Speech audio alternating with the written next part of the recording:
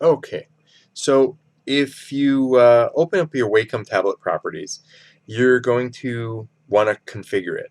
And so what we're going to do is we're going to do a couple things differently here.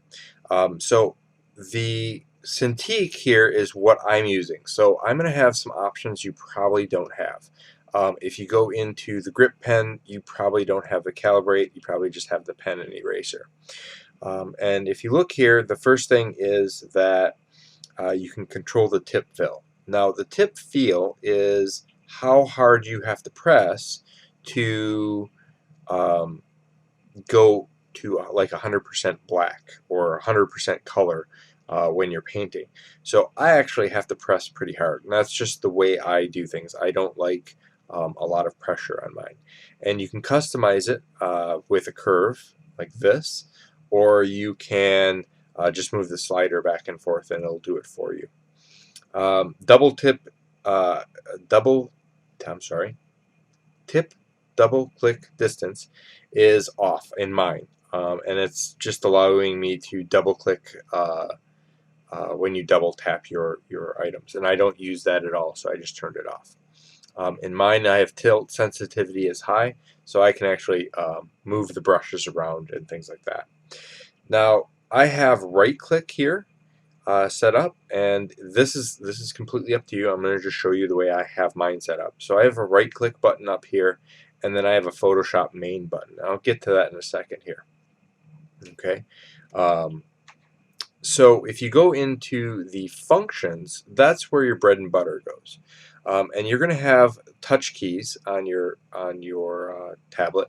Now, because mine's a little bit differently, I have a left and right, and I have also a slider. So depending on the version of the Wacom tablet, what you have, everything's a little bit differently. But for my buttons, I set them up to modifiers, and to set them up, you click on modifier and you hit your control and you say OK. So I have it set up to control alt shift, and then for this, the pan scroll, I have that actually set up to the pan scroll. Now with the right, you'll notice mine's a little bit differently. So I'm left-handed, so my buttons are on the right, and I've got it set up a little bit differently. And I've set this to a keystroke, which is click on the keystroke and you hit the space bar, and then I typed in space and I hit OK. Now what that does is allows me to hold the space bar, and I'm going to just show you real quick here. That's going to allow me to do a couple different things. So I've got spacebar, control, alt, and shift. So when I'm working in painting, and I'm just going to click my paintbrush here. When I'm working in painting, I can, it would actually help to have a color here. Let's put color. So I'm painting here, and you can see my pen pressure. I can press real hard and get real thick. And these are Photoshop abilities too. So when I hold in control, or I'm sorry, spacebar, it allows me to pan around. Now it doesn't pan because I have got I've got my canvas not zoomed in. So now that it's zoomed in, if I hold in the spacebar button, I can move my pan back and forth. All right, and then when I hold the spacebar or the control down, I can actually move just the strokes that I'm working with. And so when I hold both of those down, I can zoom in and out now. And so that's a real quick information that I can go back and forth. Now the one below that I set up was the Alt key, and I can sample my colors just by holding in the Alt key. And in this case with the brush tool, the other setup doesn't really work. So you can see I've set it space control, and this way I can control a lot of my tool sets right here, and then an alt and a shift. And now shift doesn't work when I'm using the paintbrush, but it's got other tools that you use, and I find I use it, you know, not as often, and that's why I put it at the bottom. For the other buttons, I've just got regular basic settings. And it depends on how your Wacom is set up and that type of thing. Now your touch strip, I don't use the touch strip a lot, and again, this is, some tablets have it, some tablets don't, but it's set up to my default uh, stuff. I auto zoom and scroll, which allows me to scroll back and forth. And I do set it up to allow my brush size to change. And to do that, you set up the keystroke, and then you have two different keystrokes. And so for this, it's brackets left and brackets right. And this changes my brush size.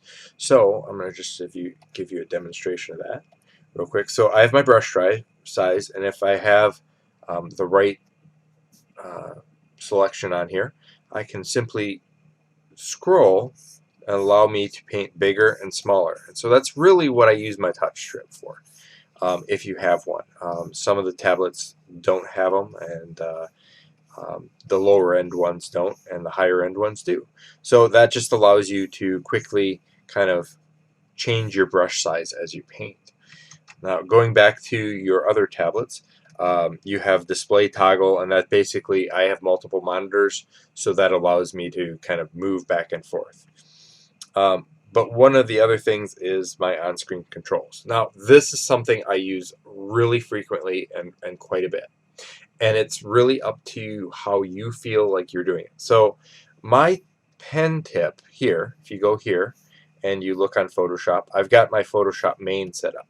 But if you go back here to your functions and you go to Photoshop main, I actually have everything set up to radial menus. And to create a radial menu, you just hit the plus key and you tell it what you want. You can either have buttons, vertical buttons, or 6 horizontal, or you can have 8 radial, and I always use the radial key. So in that radial key, and when we go to Photoshop, I'll show you an example of this. So if I right click, the radial menu pops up and allows me to quickly brush, quickly erase, would help actually, and then the right click allows me to open up my panel here, and I can erase, and I can also change brush size here as well. And if you have a like a round tip here, you can change the hardness on it. So I use that quite a bit. And so what this allows me to do is it allows me to paint seamlessly. I don't have to go looking for shortcuts on the keyboards. I don't have to do a number of different things like that. So I've got my setup. So I've got my brush and eraser, and then I've got merge layer, undo, and I actually have, this is not my a regular Control Z. This is Control Alt Z, which is a historical undo, and it allows you to keep going back and forth. And then I have a menu key here, which allows me to create a new layer really quick, and default brushes, so black and white here.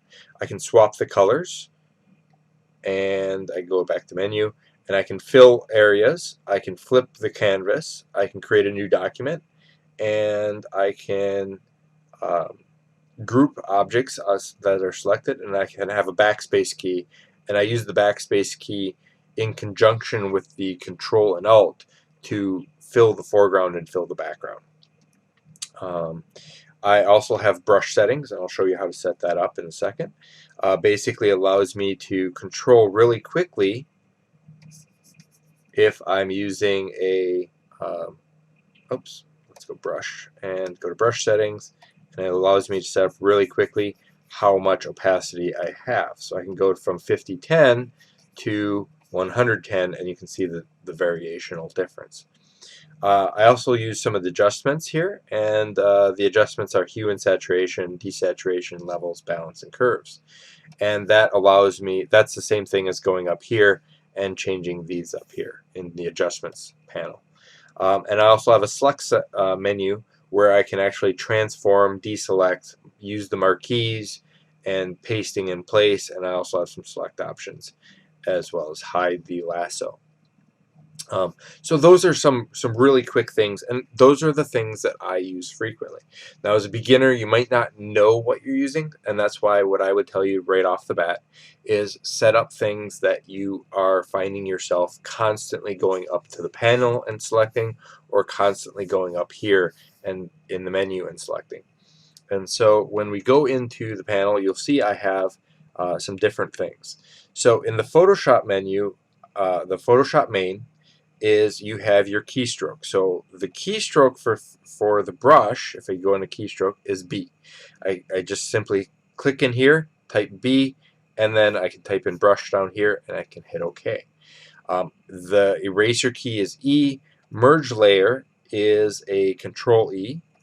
And the undo is, as I mentioned before, Control Alt Z.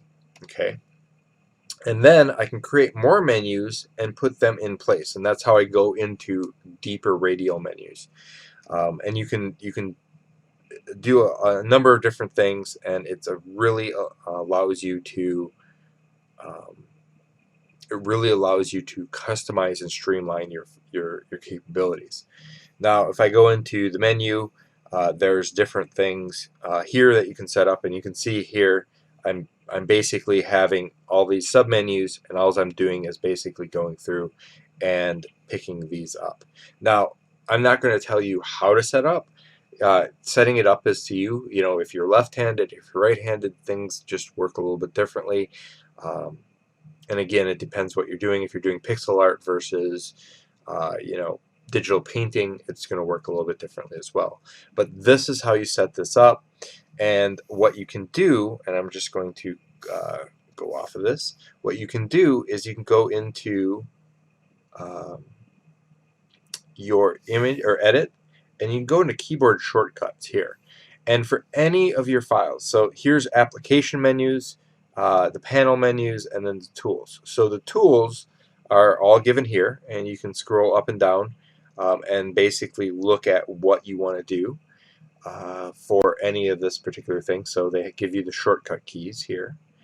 And for the panel menus are basically like in the brushes. You know, I can go in and do different brushes, presets, and things like that. You can do layers. That's a big thing. Like, so you want a new layer, Control Shift N creates you a new layer. And so you can also add in your own things if you find them as well, which allows you to go in there and kind of pick what you want. And then they have the application menus up here, and you can just go in and say, so like I was using the adjustment layers, and so you can go in, scroll down, and here's your adjustment layers. So Control L is the levels, Control M is the curves, and things like that. And so that allows you to really quickly kind of place your menu. So when I'm working on stuff, now I can really quickly, so I'm just going to move over to a smaller area here and zoom in, and I can really quickly scroll down my tool here. I can go, oh, I want to do a default tool, and I can start drawing what I want to do. You know, I have a weird ghost here, and so I can start drawing what I want to do and really quickly sketching. I can, you know, go up and I can say, oh, I want to shade this, and I'm going to move it down, and I can start building up the shading process here. And if I want to do this, and I'm going to show you how to do the shading or the brush commands here real quick. So I've just quickly shaded this. Oh, I want to go back to 100%, and I want to, you know, start refining the details and things like that. And so it allows me to work without having to go back and forth to different menus. All my stuff is right there. So I'm going to show you how to do one more thing here. So in my brush settings, you'll notice I have different keystrokes here. So I have 100, 100 for full 100%, and the keystroke for that is 0, Shift 0, and that'll controls my opacity and flow. I also have, you know, different keystrokes for like a little bit more precision. So again, if I go into my keystroke here, I have 85 and then Shift 5. Okay. So what I'm going to do is really quickly here, I'm going to create one of my disabled buttons here. I'm going to create in my disabled section, let's go right here. Actually, I'm going to go here, and I'm going to say keystroke. And so for this, I'm going to do 1, and that should give me a 10% up here. And then the next one is I want 20%. So I'm going to do Shift 2, and that'll give me a 120. So in here, I'm going to type in 110 space 20, and I say OK. And now when I go back to my Photoshop here, I right click, go to brush settings, and here's my 1020. And so if you click on it, this should go to 10 and 20. And so that is just a really light brush stroke. And that allows me to quickly do a number of different things, work and keep my workflow within the individual panel or individual process, and I don't have to go outside in these panels and click something else. Now, so that's basically how you set up your display. And just so you know, there's a ton of other things that you can do. You can actually switch applications. You can open up the Wacom Desktop Center. You can open up the display settings. You can turn touch on and off if you have it. So there's a ton of different things that you can actually do. You just have to kind of explore and kind of work on it. Now, what I would recommend is to simply start with something simple. Start with the things that you use. So brush, eraser, and probably the undo. And then when you start getting into more depth with this, and you're finding yourself using things more and more, that's when you go into and start adding your other menus like brush settings and new layers and things like that. And so again, it's up to your workflow and how you can customize it. Now, when you're done with this, make sure you use the Wacom settings. I think it's the Desktop Center to back up your settings so that if your computer crashes or something, you don't have to sit and go through it all over again, which can be kind of painful. And I hope that helps you. If you have any questions, ask your instructor.